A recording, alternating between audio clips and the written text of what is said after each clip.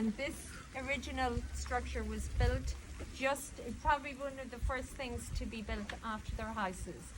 You can see the apex on the east wall behind me, above me, matches the west wall behind me, and that is pure 12th century. But there was two additions to the church in the 14th century. The first are the three arches. It's a little bit, you might be able to see them here, just in front of me here, the three arches. And that is called a rood screen, R-O-O-D, rood screen. The principle of the rood screen was, and it would hold the crucifix. It would also be for the plinth, for the priest or vicar to go up, especially at Easter time, and to give his sermon. And then at Christmas time it was used for carving. The other addition was they built up the belfry, and the top 2 stories ended up being the priest or vicar's home. Now that is most unusual. You won't see that very often. The reason being is probably law and order, but normally they would have lived within the congregation. Because they had gone up with the height of the building, they needed to make it more secure. So behind the wall on my left hand side, now it's my right hand side, is a buttress. But before when we came here and realised what we had, I thought this is where I was going to seek my fortune. I thought there was going to be treasure in that, but it isn't. And the wall behind me, my left hand side, is solely the spiral staircase, and most of our spiral staircases run anti-clockwise, pure defense mechanism. I was going up to raid the priest, sword in my right hand, right up against the wall, so that would have alerted him.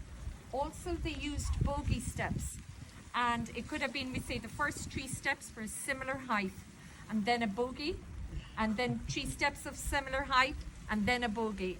And it was all dimly lit as well. So little things to help the safety and security of the vicar. Here in the nave of the church, this is where exactly what we're doing now, we would have stood for Mass. There was no seating.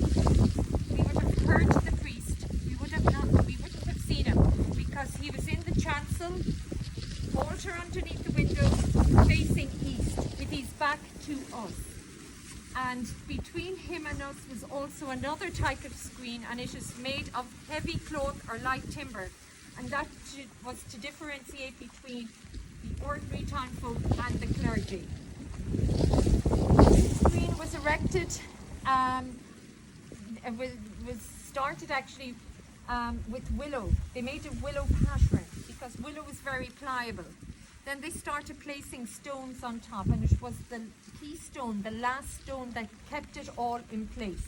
And we're told that this is a perfect example of medieval, one of the finest in Ireland. Now normally in other churches you could walk underneath the arches, but because they had to do a few little alterations, hence why we can only walk under one of them.